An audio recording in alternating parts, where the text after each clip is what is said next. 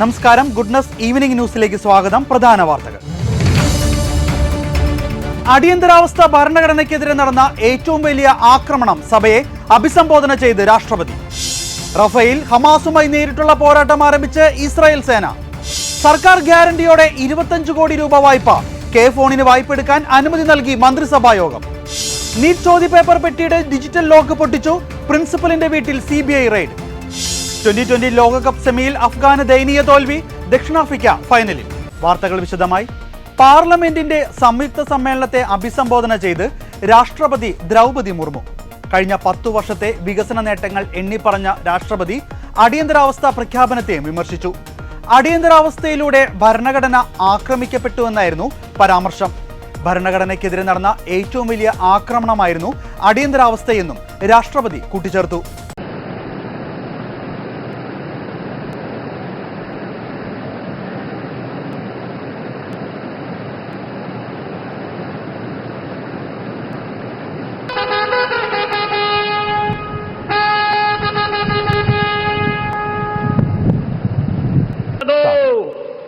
महामहिम राष्ट्रपति जी,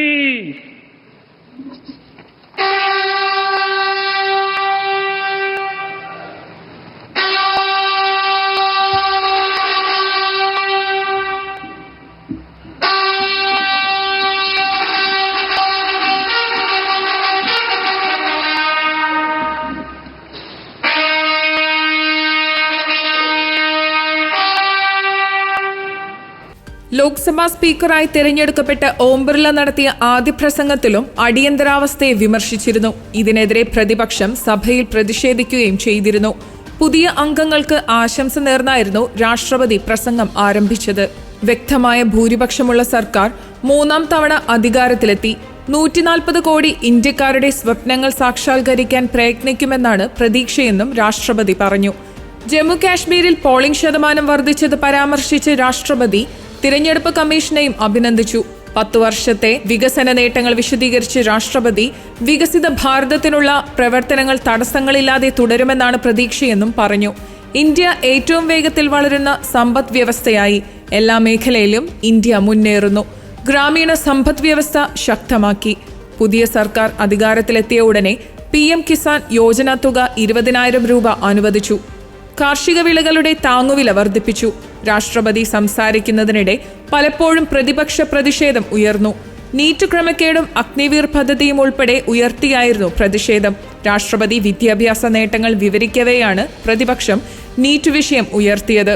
പേപ്പർ ചോർച്ച തടയാൻ നിയമം വിജ്ഞാപനം ചെയ്തുവെന്ന് രാഷ്ട്രപതി പറഞ്ഞു. ഉപരാഷ്ട്രപതി ജഗ്ദീപ് ധൻകർ, ലോക്സഭാ സ്പീക്കർ ഓം ബിർള, പ്രധാനമന്ത്രി നരേന്ദ്രമോദി, പാർലമെന്ററി കാര്യമന്ത്രി കിരൺ റിജിജു എന്നിവർ ചേർന്നാണ് രാഷ്ട്രപതിയെ സഭയിലേക്ക് ആനയിച്ചത്. ഈ സമയം ചെങ്കോൽ പിടിച്ച് പാർലമെന്റ് ഉദ്യോഗസ്ഥൻ രാഷ്ട്രപതിയുടെ സംഘത്തിന് മുന്നിലായി നടന്നു. TP ചന്ദ്രശേഖരൻ വധക്കേസിൽ പ്രതികൾക്ക് ശിക്ഷാ ഇളവ് നൽകാൻ ശുപാർശ ചെയ്ത ജയിൽ ഉദ്യോഗസ്ഥർക്ക് സസ്പെൻഷൻ. ശിക്ഷാ ഇളവിനുള്ള ശുപാർശയിൽ TP ചന്ദ്രശേഖരൻ വധക്കേസിലെ തടവുകാരെ ഉൾപ്പെടുത്തി പോലീസ് റിപ്പോർട്ട് തേടിയ ജയിൽ ഉദ്യോഗസ്ഥരെ സസ്പെൻഡ് ചെയ്യാൻ മുഖ്യമന്ത്രി പിണറായി വിജയൻ ഉത്തരവ് നൽകുകയായിരുന്നു. കണ്ണൂർ സെൻട്രൽ ജയിൽ സൂപ്രണ്ടിന്റെ ചുമതലയുള്ള joint superintendent KN Sreejith, assistant superintendent grade 1 BG Arun, assistant prison officer OV Raghunath എന്നിവരെയാണ് അന്വേഷണ വിധേയമായി സർവീസിൽ നിന്ന് സസ്പെൻഡ് ചെയ്യാൻ ഉത്തരവിട്ടത്. TP വധക്കേസിലെ ശിക്ഷാ ഇളവിൽ പ്രതിപക്ഷം നിയമസഭയിൽ സബ്മിഷൻ അവതരിപ്പിക്കാനിരിക്കെയാണ് സർക്കാരിന്റെ നീക്കം. ഇതോടെ സ്പീക്കർ AN ഷംസീർ പ്രതിരോധത്തിലായി. TP വധക്കേസ് പ്രതികൾക്ക് ശിക്ഷാ ഇളവ് നൽകാൻ നീക്കം ഇല്ലെന്നായിരുന്നു കഴിഞ്ഞ ദിവസം സ്പീക്കർ സഭയിൽ പറഞ്ഞത്. ആസാദി കാ അമൃത് മഹോത്സവിന്റെ ഭാഗമായി കഴിഞ്ഞ വർഷം തയ്യാറാക്കിയ പട്ടികയിലാണ് പ്രതികളുടെ പേര് ഉൾപ്പെട്ടിരുന്നത്. സർക്കാർ നിർദ്ദേശപ്രകാരം വിട്ടയക്കേണ്ട പ്രതികളുടെ പട്ടിക ജയിൽ ഉപദേശക സമിതി തയ്യാറാക്കിയപ്പോൾ TP കേസിൽ ജീവപര്യന്തം തടവിന് ഹൈക്കോടതി വിധിച്ച 2ാം പ്രതി TK രജീഷ്, മുഹമ്മദ് ഷാഫി, അണ്ണൻ സിജിത്ത് എന്നിവരെ ഉൾപ്പെടുത്തുകയായിരുന്നു. പോലീസിന്റെ പ്രൊബേഷൻ റിപ്പോർട്ട് ലഭിച്ചാൽ സർക്കാരിന് ഉത്തരവിറക്കാനാകും. അതിൽ ഗവർണർ ഒപ്പിടുന്നതോടെയാണ് പ്രതികൾക്ക് പുറത്തിറങ്ങാനാവുക. ശിക്ഷാ ഇളവ് നൽകാൻ ജയിൽ സൂപ്രണ്ട് പോലീസ് കമ്മീഷണർക്ക് കത്ത് നൽകിയിരുന്നു. ജൂൺ മാസത്തിലാണ് ഇത്തരമൊരു നീക്കം സർക്കാർ നടത്തിയത്. ജൂൺ 13-നാണ് Kannur central jail superintendent city police കമ്മീഷണർക്ക് കത്തയച്ചത്. സർക്കാർ ഉത്തരവിൽ പരാമർശിച്ചിരിക്കുന്ന മാനദണ്ഡപ്രകാരം തടവുകാർക്ക് സ്പെഷ്യൽ റിമിഷൻ നൽകി വിട്ടയക്കാൻ വേണ്ടി തീരുമാനിച്ചെന്നും പ്രതികളുടെ പ്രൊബേഷൻ റിപ്പോർട്ട് സഹിതം ഫയലുകൾ സർക്കാരിലേക്ക് സമർപ്പിക്കാൻ നിർദ്ദേശിച്ചിട്ടുണ്ടെന്നുമായിരുന്നു കത്തിൽ. പട്ടികയിൽ സൂചിപ്പിച്ചിരിക്കുന്ന പ്രതികളുടെ റിമിഷനായി പ്രതികളുടെ ബന്ധുക്കളുടേത് ഉൾപ്പെടെയുള്ള പ്രതികരണങ്ങൾ ഉൾപ്പെടുത്തി സർക്കാരിലേക്ക് അയക്കണമെന്നുമായിരുന്നു നിർദ്ദേശം.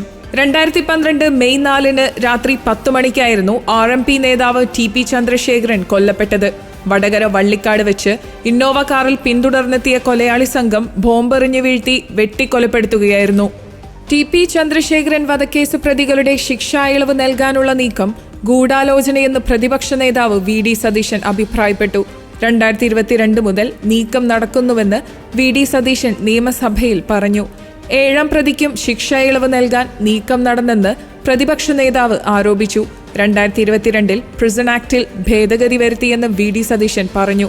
നിയമസഭ പാസാക്കിയ നിയമമാണ് സർക്കാർ ഉത്തരവിലൂടെ റദ്ദാക്കിയതെന്നും ഇത് സഭ അറിഞ്ഞിട്ടില്ലെന്നും അദ്ദേഹം കൂട്ടിച്ചേർത്തു. പൈശാചികവുമായ കൊലപാതകമായിരുന്നു TP ചന്ദ്രശേഖരൻ്റേത്. ഒരു രാഷ്ട്രീയ പ്രവർത്തകനെ ഇത്രയും ഹീനമായ രീതിയിൽ കൊല ചെയ്യപ്പെട്ട ഒരു സംഭവം ഇവിടെ ഉണ്ടായിട്ടില്ല. കേരള മനസാക്ഷിയെ മുഴുവൻ ഞെട്ടിച്ച സംഭവമാണ്. സാർ, ഇത് ഹൈക്കോടതിയിൽ വന്നപ്പോൾ ഹൈക്കോടതി ഇതിൽ പല പ്രതികളുടെയും ജീവപര്യന്തം ഇരട്ടി ജീവപര്യന്തമാക്കി.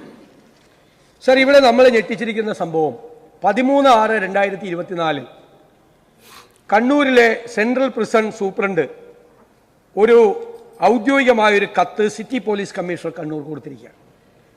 സാർ, ആ കത്തിൽ പറഞ്ഞിരിക്കുന്നത് കുറേ ആളുകളുടെ പേര് വിവരങ്ങൾ കൊടുത്തിട്ട്, ജയിൽ പുള്ളികളുടെ പേര് വിവരങ്ങൾ കൊടുത്തിട്ട് 56 ആ പേരുടെ പേര് വിവരങ്ങൾ കൊടുത്തിട്ട് അവർക്ക് ശിക്ഷ ഇളവ് കൊടുക്കാനുള്ള നടപടികൾ ആരംഭിക്കുകയാണ്. അതിനാൽ അവരുടെ പ്രൊബേഷൻ റിപ്പോർട്ടുകൾ സഹിതം അവരുടെ ബന്ധുക്കൾ, കുറ്റകൃത്യത്തിന് ഇരയായവർ അല്ലെങ്കിൽ അവരുടെ ബന്ധുക്കൾ എന്നിവരിൽ നിന്നുള്ള പ്രതികരണം ഉൾപ്പെടെയുള്ള അന്വേഷണ റിപ്പോർട്ട് സർക്കാരിലേക്ക് സമർപ്പിക്കുന്നതിനായി ഇത് കൊടുക്കണം എന്നുള്ള ഔദ്യോഗികമായ കത്താണ്. സാർ, ഇതനുസരിച്ചിട്ട് അതിൽ TP ചന്ദ്രശേഖരൻ വധക്കേസിലെ ഒരു കാരണവശാലും ഇത് കൊടുക്കരുത് എന്ന് പറഞ്ഞിരിക്കുന്ന പ്രതികളുടെ കാര്യമുണ്ട്. സാർ, ഇതുമാത്രമല്ല നമ്മൾ ഞെട്ടിച്ചത്. 2018 സുപ്രീം കോടതി, ബഹുമാനപ്പെട്ട സുപ്രീം കോടതി സംസ്ഥാനങ്ങളോട് പറയുന്നത് നിങ്ങൾ റെമിഷന് ശിക്ഷാ കാലയളവ് കൊടുക്കുമ്പോൾ ഇതിന് ചില മാനദണ്ഡങ്ങൾ ഉണ്ടാക്കണമെന്ന് പറയും. സാർ, അതിൻ്റെ ഭാഗമായിട്ട് നമ്മുടെ സർക്കാർ 2023/11/2018 മാർഗനിർദ്ദേശങ്ങൾ ഉണ്ടാക്കി, മാനദണ്ഡങ്ങൾ ഉണ്ടാക്കി. സാർ, ആ മാനദണ്ഡത്തിലെ 11ാമത്തെ ഐറ്റം രാഷ്ട്രീയ കൊലപാതകങ്ങളിൽ പെട്ട പ്രതികൾക്ക് ഒരു കാരണവശാലും അവരുടെ ലൈഫ് ഇംപ്രിസൺമെന്റ് 14 വർഷം പൂർത്തിയാകുന്നത് വരെ ശിക്ഷാ ഇളവ് കൊടുക്കരുതെന്നാണ് 2018 ഉത്തരവ്. സാർ, നമ്മളെ അത്ഭുതപ്പെടുത്തിക്കൊണ്ട് 25/11/2022 സർക്കാർ ഒരു പുതിയ ഉത്തരവിറക്കി. സാർ, ആ ഉത്തരവിൽ 2018 ഈ രാഷ്ട്രീയ കൊലപാതകങ്ങൾ നടത്തിയ പ്രതികളെ ശിക്ഷാ ഇളവിൽ നിന്ന് ഒഴിവാക്കണം എന്നതങ്ങ് എടുത്തു മാറ്റി. ഈ പ്രതികൾക്ക് ഇളവ് കൊടുക്കാൻ വേണ്ടിയിട്ടുള്ള ഗൂഢാലോചന ആരംഭിക്കുകയാണ് 2022 ഗൂഢാലോചന ആരംഭിക്കുക. ഞാൻ ചോദിക്കുന്നത്, പ്രിസൺ ആക്ട് എന്ന് പറയുന്നത് നമ്മുടെ സഭ പാസാക്കിയതാണ്. സഭ പാസാക്കിയ ഒരു പ്രൊവിഷൻ, ഈ സഭ പാസാക്കിയ ഒരു പ്രൊവിഷൻ അങ്ങോട്ടുകൂടിയാണ് ചോദിക്കുന്നത്. ഒരു ഗവൺമെന്റ് ഉത്തരവിലൂടെ റദ്ദാക്കാൻ ഈ ഗവൺമെന്റിന് എന്ത് അധികാരമുള്ളത്?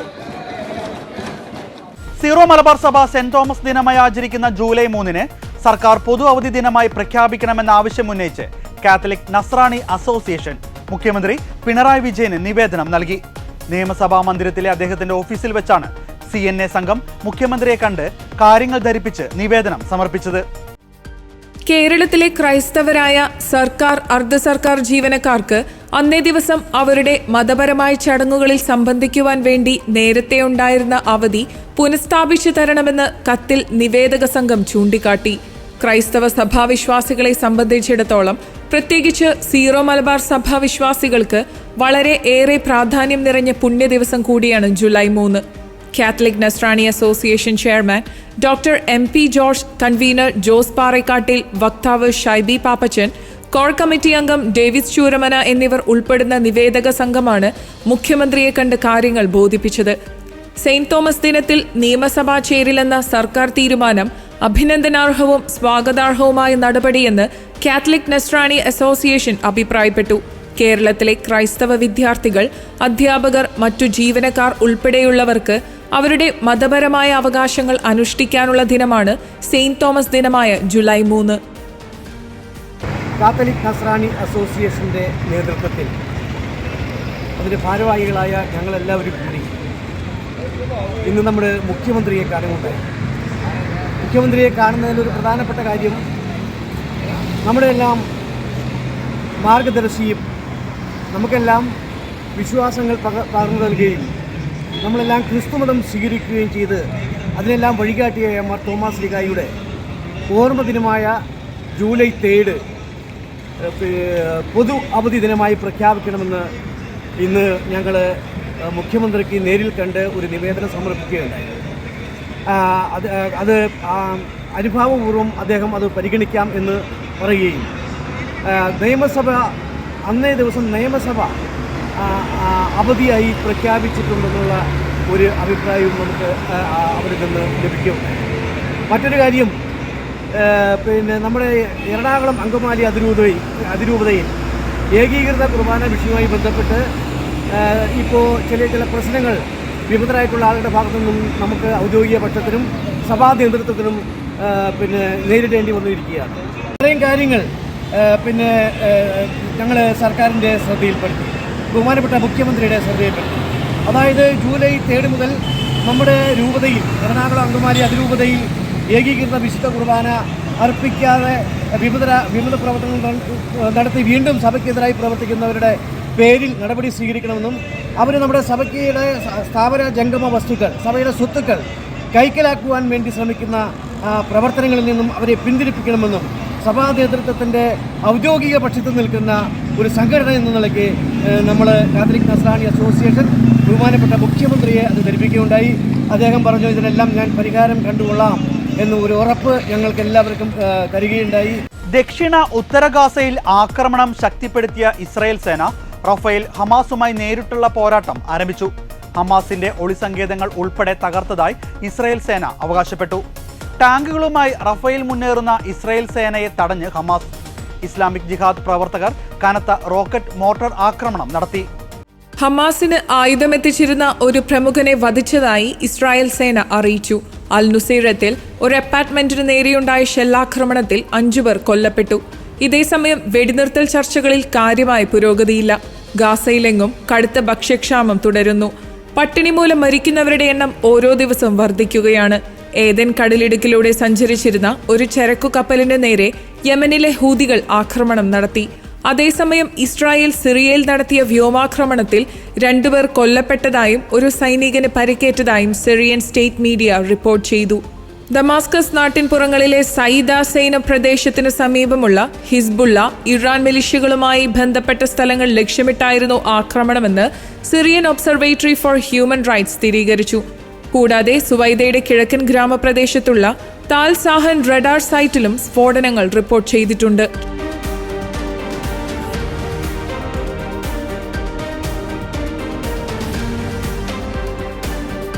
KSRTC ആരംഭിക്കുന്ന ഡ്രൈവിംഗ് സ്കൂളുകൾ പൊതുജനങ്ങൾക്ക് ഏറെ ഗുണകരമായിരിക്കുമെന്ന് മുഖ്യമന്ത്രി പിണറായി വിജയൻ. ഡ്രൈവിംഗ് സ്കൂളുകളുടെ സംസ്ഥാനതല ഉദ്ഘാടനം നിർവഹിക്കുകയായിരുന്നു അദ്ദേഹം. സ്വകാര്യ സ്ഥാപനങ്ങളെക്കാൾ കുറഞ്ഞ നിരക്കാവും ഈടാക്കുകയെന്നും മുഖ്യമന്ത്രി വ്യക്തമാക്കി. ഹെവി വാഹനങ്ങളുടെ പരിശീലനത്തിന് 9,000 രൂപയും ഇരുചക്ര വാഹനങ്ങളുടെ പരിശീലനത്തിന് 3,500 രൂപയുമാണ് ഫീസ്. പട്ടികജാതി പട്ടികവർഗ വിഭാഗത്തിൽപ്പെട്ടവർക്ക് കുറഞ്ഞ നിരക്കിലും ഈ വിഭാഗത്തിൽപ്പെട്ട വിദ്യാർത്ഥികൾക്ക് പൂർണ്ണ സൗജന്യമായും പരിശീലനം നൽകും. ഇത് സംബന്ധിച്ച് റിപ്പോർട്ട് സമർപ്പിക്കാൻ അതത് വകുപ്പ് ഡയറക്ടർമാർക്ക് നിർദ്ദേശം നൽകി. തിരുവനന്തപുരത്ത് KSRTCയുടെ ആനയറ സ്റ്റേഷന് സമീപത്താണ് പഠനത്തിനായി ട്രാക്ക് ഒരുക്കിയിരിക്കുന്നത്. അട്ടക്കുളങ്ങരയിലെ KSRTC സ്റ്റാഫ് ട്രെയിനിംഗ് കോളേജിൽ തിയറി ക്ലാസ് നടക്കും. ഇത്രനാൾ സ്വകാര്യ സ്ഥാപനങ്ങൾ മാത്രമാണ് പരിശീലന കേന്ദ്രങ്ങൾ നടത്തിയിരുന്നത്. ഈ സാഹചര്യത്തിലാണ് പ്രൊഫഷണൽ മാനദണ്ഡങ്ങളോടെ KSRTC ഇത്തരമൊരു പരിശീലന കേന്ദ്രത്തിന് തുടക്കം കുറിക്കുന്നത്. കേന്ദ്ര ഉപരിതല മന്ത്രാലയം നിഷ്കർഷിക്കുന്ന അക്രഡിറ്റഡ് ഡ്രൈവിംഗ് പരിശീലന കേന്ദ്രങ്ങളുടെ രീതിയാണ് സ്വീകരിച്ചിട്ടുള്ളത്. KSRTCയുടെ ഉടമസ്ഥതയിലുള്ള ഗ്രൗണ്ടുകൾ ഇതിനായി ഉപയോഗിക്കും. KSRTC ഡ്രൈവർമാർക്ക് പരിശീലനം നൽകിയിരുന്നവരെയാണ് ഇത്തരം കേന്ദ്രങ്ങളിൽ പരിശീലകരായി നിയോഗിക്കുന്നത്. സ്ത്രീകൾക്ക് വനിതാ പരിശീലകർ ഉണ്ടാകും. പ്രാക്ടിക്കലിന് പുറമെ വാഹനങ്ങളുടെ യന്ത്രഭാഗങ്ങളെക്കുറിച്ച് അറിവ് പകരുന്ന തിയറി ക്ലാസും നടത്തും. ഹെവി പരിശീലനത്തിനൊഴികെ മറ്റെല്ലാ വിഭാഗത്തിനും പുതിയ വാഹനം ഉപയോഗിക്കും. എങ്ങനെയെങ്കിലും ലൈസൻസ് എടുത്തു കൊടുക്കുക എന്നതല്ല ഡ്രൈവിംഗ് പരിശീലന സ്ഥാപനങ്ങളുടെ ചുമതല. സംസ്കാര സമ്പന്നമായ നിലയിൽ വാഹനം കൈകാര്യം ചെയ്യാനുള്ള ബോധവൽക്കരണം നൽകാൻ കഴിയണം. ഈ ചുമതല അർഹിക്കുന്ന ഗൗരവത്തോടെ ഏറ്റെടുക്കാൻ KSRTC ഡ്രൈവിംഗ് പരിശീലന കേന്ദ്രങ്ങൾക്ക് കഴിയുമെന്നാണ് പ്രതീക്ഷയെന്നും മുഖ്യമന്ത്രി പറഞ്ഞു. സംസ്കാര സമ്പന്നമായ നമ്മുടെ സമൂഹത്തിന് ചേർന്ന നിലയിൽ വാഹനം കൈകാര്യം ചെയ്യുന്നതിനുള്ള ബോധവൽക്കരണം നൽകുക എന്നതും അവയുടെ ചുമതലയാണ്.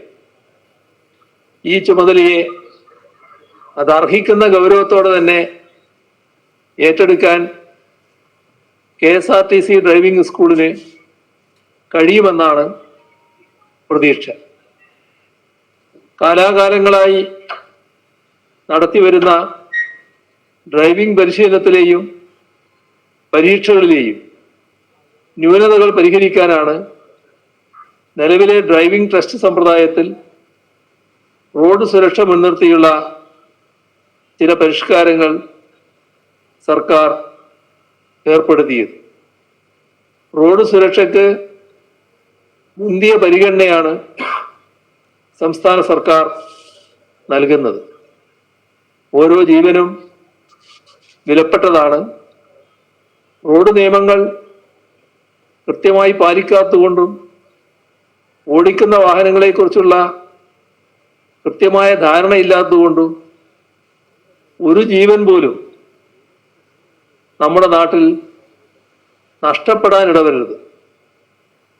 അതുകൊണ്ടാണ് നിയമങ്ങൾ കൃത്യമായി പാലിക്കപ്പെടുന്നു എന്ന് ഉറപ്പുവരുത്താനുള്ള സംവിധാനങ്ങൾ ഏർപ്പെടുത്തിയിട്ടുള്ളത്. വാഹനങ്ങൾ ഓടിക്കുന്നതിന് കൃത്യമായ പരിശീലനം കൂടി നൽകിക്കൊണ്ട് കേരളത്തെ റോഡ് സേഫ്റ്റിയുടെ കാര്യത്തിൽ രാജ്യത്തിനാകെ മാതൃകയാക്കാനാണ് ഉദ്ദേശിക്കുന്നത്.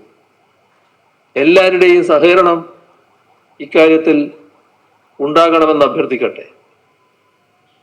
ഡ്രൈവിംഗ് ടെസ്റ്റുകളുടെ കാര്യക്ഷമത അന്താരാഷ്ട്ര തലത്തിലേക്ക് ഉയർത്തുന്നതിനും സുതാര്യമാക്കുന്നതിനും ഈ പുതിയ പരിശീലന പദ്ധതി സഹായിക്കണം. നല്ല ഡ്രൈവിംഗ് സംസ്കാരമുള്ള, പരസ്പര ബഹുമാനമുള്ള, അച്ചടക്കവും പ്രാപ്തിയുമുള്ള ഡ്രൈവർമാരെ സൃഷ്ടിക്കാൻ KSRTC ഡ്രൈവിംഗ് സ്കൂളിന് സാധിക്കട്ടെ എന്ന്. പ്രവർത്തന മൂലധനം കണ്ടെത്താതെ പ്രതിസന്ധിയിലായ K-Phone വായ്പയെടുക്കാൻ അനുമതി നൽകി മന്ത്രിസഭാ യോഗം. സർക്കാർ ഗ്യാരണ്ടിയോടെ 25 കോടി രൂപ വായ്പയെടുക്കാനാണ് മന്ത്രിസഭാ യോഗം അനുമതി നൽകിയത്. പ്രവർത്തനത്തിന് മൂലധനം കണ്ടെത്താൻ ബാങ്ക് ലോൺ ലഭ്യമാക്കുക, കിഫ്ബിയിൽ നിന്ന് ഫണ്ട് കണ്ടെത്തുക, K-Phone സ്റ്റാർട്ടപ്പായി അംഗീകരിച്ച് വെഞ്ചർ ക്യാപിറ്റൽ ഫണ്ട് കണ്ടെത്തുക തുടങ്ങി ആലോചനകളാണ് യോഗത്തിൽ നടന്നത്. K-Phone അടിസ്ഥാന സൗകര്യമൊരുക്കാൻ സർക്കാർ പണം മുടക്കും. പ്രവർത്തന മൂലധനം K-Phone കണ്ടെത്തണം. തുടങ്ങിയപ്പോൾ ഇതായിരുന്നു വ്യവസ്ഥ. വാണിജ്യ കണക്ഷനുകൾ നൽകിയും ഡാക് കേബിൾ വാടകയ്ക്ക് നൽകിയും പ്രവർത്തന മൂലധനം കണ്ടെത്തുന്നതിന് പുറമെ 100 കോടി രൂപ വായ്പ തിരിച്ചടവും K-Phoneന്റെ ചുമതലയാണ്. പക്ഷേ തുടങ്ങിയതെവിടെയോ അവിടെ തന്നെ നിൽക്കുന്ന അഭിമാന പദ്ധതി പണമില്ലാതെ മുന്നോട്ടു പോകാനാകില്ലെന്ന ഘട്ടത്തിലാണ് പുതിയ സാധ്യതകൾ തേടുന്നത്. പ്രവർത്തനത്തിന് മൂലധനം കണ്ടെത്താൻ ബാങ്ക് ലോൺ ലഭ്യമാക്കുക, കിഫ്ബിയിൽ നിന്ന് ഫണ്ട് കണ്ടെത്തുക, K-Phone സ്റ്റാർട്ടപ്പായി അംഗീകരിച്ച് വെഞ്ചർ ക്യാപിറ്റൽ ഫണ്ട് കണ്ടെത്തുക തുടങ്ങിയ ആലോചനകളാണ് നടന്നത്. ഒടുവിൽ വായ്പയ്ക്ക് ഇന്ത്യൻ ബാങ്കിനെ സമീപിച്ചു. സർക്കാർ ഗ്യാരണ്ടിയില്ലാതെ വായ്പ നൽകാനാകില്ലെന്ന ബാങ്ക് നിലപാട് കൂടി കണക്കിലെടുത്താണ് മന്ത്രിസഭാ യോഗത്തിന്റെ തീരുമാനം. 5 വർഷ കാലാവധിയിൽ 9.2% വരെ പലിശ നിരക്കിൽ വായ്പയെടുക്കാനുള്ള ഫയൽ IT വകുപ്പ് മന്ത്രി എന്ന നിലയിൽ മുഖ്യമന്ത്രി തന്നെയാണ് മന്ത്രിസഭയ്ക്ക് മുന്നിലെത്തിച്ചത്. ഒരു മാസം കഷ്ടിച്ച് കടന്നു പോകാൻ 15 കോടി രൂപയെങ്കിലും വരുമെന്നാണ് K-Phoneന്റെ കണക്ക്. കോടികൾ ചെലവഴിച്ചിട്ടും ആദ്യഘട്ടം പ്രഖ്യാപിച്ച സൗജന്യ കണക്ഷൻ പോലും കൊടുത്തു തീർക്കാൻ കഴിയാതെയാണ് പിന്നെയും K-Phone കടമെടുക്കുന്നത്. കെനിയയിലെ വിവാദമായ നികുതി വർധന പിൻവലിക്കുമെന്ന് പ്രസിഡന്റ് വില്യം റൂട്ടോ പ്രഖ്യാപിച്ചു. കെനിയൻ ജനത നികുതി വർധനയെ അംഗീകരിക്കുന്നില്ലെന്ന് വ്യക്തമായെന്നും പരാജയം സമ്മതിക്കുകയാണെന്നും രാഷ്ട്രത്തെ അഭിസംബോധന ചെയ്ത അദ്ദേഹം പറഞ്ഞു. നികുതി വർധനയ്ക്കെതിരായ പ്രതിഷേധം രക്തച്ചൊരിച്ചിലിൽ കലാശിച്ചതിന് പിന്നാലെയാണ് പ്രസിഡന്റിന്റെ നടപടി. ജൂൺ 25 ചൊവ്വാഴ്ച പാർലമെന്റ് പരിസരത്ത് പ്രതിഷേധക്കാർക്കു നേർക്കുണ്ടായ പോലീസ് വെടിവയ്പിൽ കുറഞ്ഞത് 23 പേർ മരിച്ചതായി സ്ഥിരീകരിച്ചിട്ടുണ്ട്. പരിക്കേറ്റവരുടെ എണ്ണം കൃത്യമായി തിട്ടപ്പെടുത്തിയിട്ടില്ല. കെനിയാത്ത നാഷണൽ ആശുപത്രിയിൽ 160 പേരെ പ്രവേശിപ്പിച്ചിട്ടുണ്ട്. പ്രതിഷേധത്തിന്റെ പശ്ചാത്തലത്തിൽ തലസ്ഥാനമായ നൈറോബിയിൽ പട്ടാളത്തെ വിന്യസിക്കാൻ പ്രസിഡന്റ് വില്യം റൂട്ടോ നേരത്തെ ഉത്തരവിട്ടിരുന്നു. പ്രതിഷേധക്കാർ പാർലമെന്റ് മന്ദിരത്തിന് തീയിടുകയും കൊള്ളയടിക്കുകയും ചെയ്ത പശ്ചാത്തലത്തിലാണ് സൈന്യത്തിനെ രംഗത്തിറക്കിയിരിക്കുന്നത്. പോലീസിനെ സഹായിക്കാൻ വേണ്ടിയാണ് സൈന്യമെന്ന് പ്രതിരോധ മന്ത്രി ഏഡൻ ബെർഡുവാലെ പറഞ്ഞു. ജീവിത ചെലവ് വർദ്ധിച്ചിരിക്കുന്നതിനിടെ നികുതി ഉയർത്താനുള്ള നീക്കമാണ് കെനിയൻ യുവാക്കളെ പ്രതിഷേധത്തിലേക്ക് നയിച്ചത്. ചൊവ്വാഴ്ച കെനിയയിലുടനീളം പ്രതിഷേധമുണ്ടായെങ്കിലും നൈറോബിയിലെ പാർലമെന്റ് മന്ദിരത്തിനു ചുറ്റും വലിയ അക്രമങ്ങളാണ് അരങ്ങേറിയത്. നികുതി വർധന ഉൾപ്പെടുന്ന ധനകാര്യ ബില്ല് പാസാക്കിയ എംപിമാർ പാർലമെന്റിന്റെ നിലവറയിൽ ഒളിച്ചു പ്രതിഷേധക്കാർ പോലീസിനെ കല്ലെറിഞ്ഞതാണ് സംഘർഷങ്ങളുടെ തുടക്കമെന്ന് പറയുന്നു. തുടർന്ന് പോലീസ് കണ്ണീർവാതകവും ജലപീരങ്കിയും പ്രയോഗിച്ചെങ്കിലും ഫലമില്ലാതെ വന്നപ്പോഴാണ് വെടിവെച്ചത്. അതേസമയം പ്രതിഷേധത്തിന് പിന്നിൽ ക്രിമിനലുകളാണെന്നാണ് പ്രസിഡന്റ് വില്യം റൂട്ടോ പറഞ്ഞത്. കെനിയയിലെ അക്രമ സംഭവങ്ങളിൽ ബ്രിട്ടനും ജർമ്മനിയും അടക്കമുള്ള പാശ്ചാത്യ ശക്തികൾ ഞെട്ടൽ പ്രകടിപ്പിച്ചു. സംയമനം പാലിക്കണമെന്ന് US ആവശ്യപ്പെട്ടു. നീറ്റ് UG ചോദ്യപേപ്പർ ചോർച്ച കേസിൽ ജാർഖണ്ഡിൽ സ്കൂൾ പ്രിൻസിപ്പലിന്റെ വീട് റെയ്ഡ് ചെയ്ത് CBI. ഹസാരിബാഗിലെ ഒയാസി സ്കൂൾ പ്രിൻസിപ്പൽ ഡോക്ടർ അക്സനുൽ ഹക്കിന്റെ വീട്ടിലായിരുന്നു റെയ്ഡ്. ചോദ്യപേപ്പർ ചോർന്നത് ഒയാസി സ്കൂൾ പരീക്ഷാ കേന്ദ്രത്തിൽ നിന്നാണെന്ന സംശയത്തിന്റെ അടിസ്ഥാനത്തിലായിരുന്നു പരിശോധന. നീറ്റ് UG ചോദ്യപേപ്പർ ചോർച്ച കേസിൽ CBI റെയ്ഡിന് മുന്നോടിയായി ബീഹാർ പോലീസും സാമ്പത്തിക കുറ്റാന്വേഷണ വിഭാഗവും പ്രിൻസിപ്പാളിനെ ചോദ്യം ചെയ്തിരുന്നു. ചോദ്യപേപ്പർ സൂക്ഷിച്ചിരുന്ന പെട്ടിയുടെ ഡിജിറ്റൽ ലോക്ക് പൊട്ടിച്ചതിനെക്കുറിച്ചാണ് പോലീസ് സംഘം അന്വേഷിച്ചതെന്ന് പ്രിൻസിപ്പാൾ വെളിപ്പെടുത്തി. ഉച്ചയ്ക്ക് 2 മണിക്കുള്ള പരീക്ഷയ്ക്ക് ചോദ്യപേപ്പർ അടങ്ങുന്ന പെട്ടിയുടെ ഡിജിറ്റൽ ലോക്ക് 1:15 താനെ തുറക്കേണ്ടതാണ്. സമയം കഴിഞ്ഞിട്ടും പെട്ടി തുറക്കാത്തതിനാൽ നാഷണൽ ടെസ്റ്റിംഗ് ഏജൻസി അധികൃതരെ വിവരം അറിയിച്ചിരുന്നു. ഡിജിറ്റൽ ലോക്ക് കേടായതിനാൽ പൂട്ടുപൊളിച്ച് ചോദ്യപേപ്പർ എടുക്കാനായിരുന്നു നിർദ്ദേശം. അതനുസരിച്ചാണ് ഡിജിറ്റൽ ലോക്ക് പൊട്ടിച്ചതെന്നും പ്രിൻസിപ്പൽ പോലീസിനും CBIക്കും മൊഴി നൽകി. ഹസാരിബാഗ് ജില്ലയിലെ 5 പരീക്ഷാ കേന്ദ്രങ്ങളിൽ ഡിജിറ്റൽ ലോക്ക് സമയത്തിന് താനെ തുറക്കാതെ പ്രശ്നമുണ്ടായെന്നും പ്രിൻസിപ്പാൾ അറിയിച്ചു. 5ഇടത്തും ഡിജിറ്റൽ ലോക്ക് പൊട്ടിച്ചാണ് ചോദ്യപേപ്പർ പുറത്തെടുത്തത്. ചട്ടപ്രകാരമുള്ള നടപടിക്രമങ്ങൾ പാലിച്ച് സാക്ഷികൾക്ക് മുന്നിലാണ് പെട്ടികൾ തുറന്നതെന്നും പ്രിൻസിപ്പൽ വിശദീകരിച്ചു. കേസിൽ പട്നയിൽ ജുഡീഷ്യൽ റിമാൻഡിലായിരുന്ന ബൽദേവ് കുമാർ, മുകേഷ് കുമാർ എന്നിവരെ CBI പ്രത്യേക കോടതി 3 ദിവസത്തേക്ക് CBI റിമാൻഡിൽ വിട്ടു. സംസ്ഥാനത്ത് കനത്ത മഴ തുടരുന്നു. 3 ദിവസം കൂടി കാലവർഷം ശക്തമായി തുടരുമെന്നാണ് കാലാവസ്ഥാ വകുപ്പിന്റെ പ്രവചനം. വയനാട്, കണ്ണൂർ, കാസർഗോഡ് എന്നീ ജില്ലകളിലാണ് ഓറഞ്ച് അലർട്ട് പ്രഖ്യാപിച്ചിരിക്കുന്നത്. 2 ജില്ലകളിൽ ഗ്രീൻ അലർട്ടും 9 ജില്ലകളിൽ യെല്ലോ അലർട്ടും പ്രഖ്യാപിച്ചു. തിരുവനന്തപുരം, കൊല്ലം ജില്ലകളിൽ ഗ്രീൻ അലർട്ടും പത്തനംതിട്ട, ആലപ്പുഴ, കോട്ടയം, എറണാകുളം, ഇടുക്കി, തൃശൂർ, പാലക്കാട്, മലപ്പുറം, കോഴിക്കോട് എന്നീ ജില്ലകളിൽ യെല്ലോ അലർട്ടുമാണ് പ്രഖ്യാപിച്ചിരിക്കുന്നത്.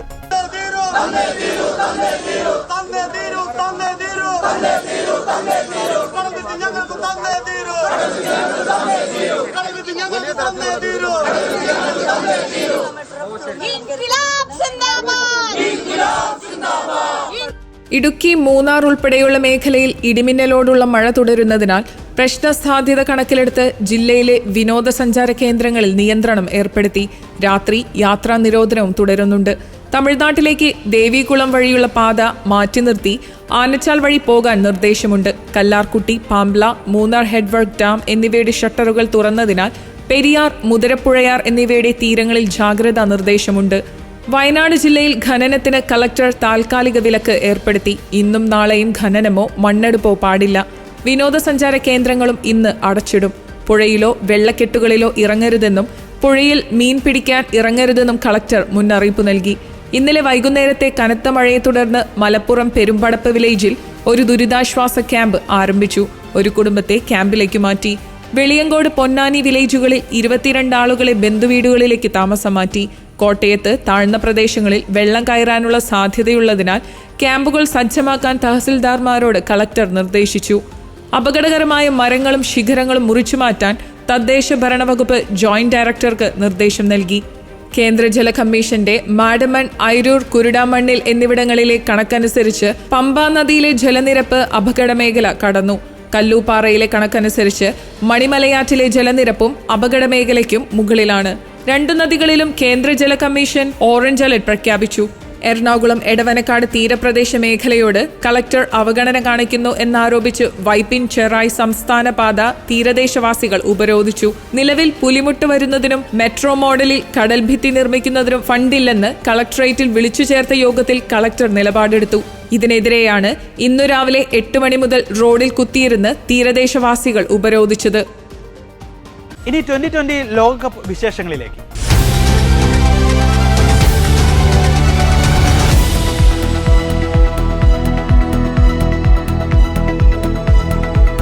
അഫ്ഗാനിസ്ഥാനെ തകർത്തെറിഞ്ഞ് 2020 ലോകകപ്പ് ഫൈനലിലെത്തി ദക്ഷിണാഫ്രിക്ക.